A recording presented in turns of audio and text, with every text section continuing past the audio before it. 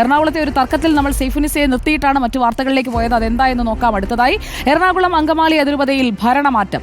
Apostolic administrator Bosco Puthur രാജിവെച്ചു. പുതിയ വികാരിയായി മാർ ജോസഫ് പാംബ്ലാനി ചുമതലയേറ്റെടുക്കും. അതിരൂപത ചുമതല ആർച്ച് ബിഷപ്പ് മാർ റാഫേൽ തട്ടിലിനാണ്. ഭരണമാറ്റം അതിരൂപതയുടെ വിജയമെന്ന് ഫാദർ കുര്യാക്കോസ് മുണ്ടാടൻ പറഞ്ഞു. മാർ ജോസഫ് പാംബ്ലാനിക്ക് തങ്ങളെ മനസ്സിലാകും എന്നാണ് പ്രതീക്ഷ. മാധ്യമപ്രവർത്തകനെ മർദ്ദിച്ചതിൽ ക്ഷമ പറയുന്നുവെന്നും ഫാദർ കുര്യാക്കോസ് മുണ്ടാടൻ പറഞ്ഞു. അപ്പോൾ ഇതിൻ്റെ ഇടയ്ക്ക് നമ്മുടെ മാധ്യമ പ്രവർത്തകരെ ഞങ്ങൾ ആദരിക്കുകയും ബഹുമാനിക്കുകയും ചെയ്യുന്നു. ഒരു മാധ്യമ പ്രവർത്തകൻ്റെ നേർക്ക് ഞങ്ങളിൽ പലരും എല്ലാവരും ഒരേപോലെയുള്ള ആളുകളല്ല, കുറച്ച് ഇമോഷണലാണ്. അപ്പോൾ ഒരു മാധ്യമ പ്രവർത്തകൻ അല്പം പ്രശ്നം ഉണ്ടായി എന്ന് ഞങ്ങൾ മനസ്സിലാക്കുന്നു. മാധ്യമ പ്രവർത്തകരോട് ഇവിടെ കൂടിയിരിക്കുന്ന എല്ലാവരുടെയും പേരിൽ ഞങ്ങൾ ഒരു സോറി ചോദിക്കുകയാണ്.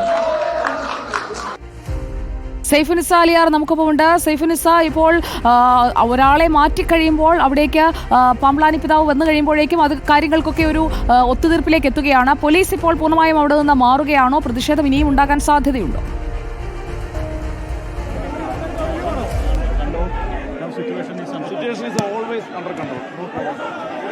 സുജയ, ACPയുടെ പ്രതികരണമാണ്. ഇപ്പോൾ ACP അവിടെ നിൽക്കുന്നത് കൊണ്ട് തന്നെ രാവിലെ ACP ജയകുമാറിൻ്റെ നേതൃത്വത്തിലുള്ള സംഘമാണ് ഈ വൈദികരെ അവിടെ നിന്ന് നീക്കിയത്. ഇതിൽ ACPയെയും ഒപ്പം തന്നെ മറ്റ് പോലീസുകാരെയും കൂവി പ്രതിഷേധിക്കുകയാണ് ഇവിടെയുള്ള ഈ വിമത വിഭാഗം.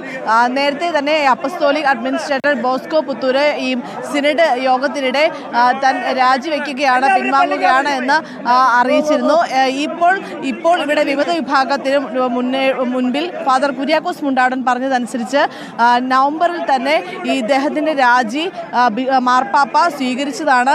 അതുകൊണ്ട് തന്നെ ഇനി അങ്ങോട്ട് അതിനുശേഷം നടത്തിയ ഒരു രീതിയിലുള്ള ഉത്തരവുകളും ഒപ്പം തന്നെ ഈ നേരത്തെ ഉണ്ടായിരുന്ന പല 4 പള്ളികളിലെ വൈദികരെ പുറത്താക്കിയ നടപടി അടക്കം ഉള്ളവയൊന്നും നിലനിൽക്കില്ല, അത്തരം ഉത്തരവുകളൊന്നും നിലനിൽക്കില്ലല്ലോ എന്നുള്ള രീതിയിൽ പറഞ്ഞിരുന്നു. ഒപ്പം തന്നെ ഇത് അതിരൂപതയുടെ വിജയമാണ് എന്നാണ് ഈ കുര്യാക്കോസ് മുണ്ടാടൻ ഇപ്പോൾ വിമത വിഭാഗത്തിനോട് പറയുന്നത്.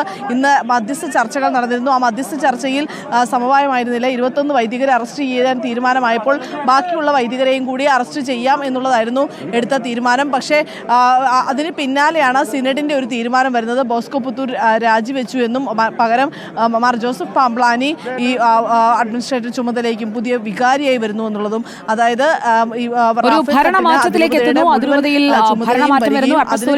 സ്ഥാനം ബോസ്കോ പുത്തൂർ രാജിവെച്ചിരിക്കുകയാണ്. ഈ മാറ്റത്തെ സ്വാഗതം ചെയ്യുകയാണ് മറുഭാഗത്ത് നിൽക്കുന്നവരും. Thank you Saifunnisa Aliya for the quick update.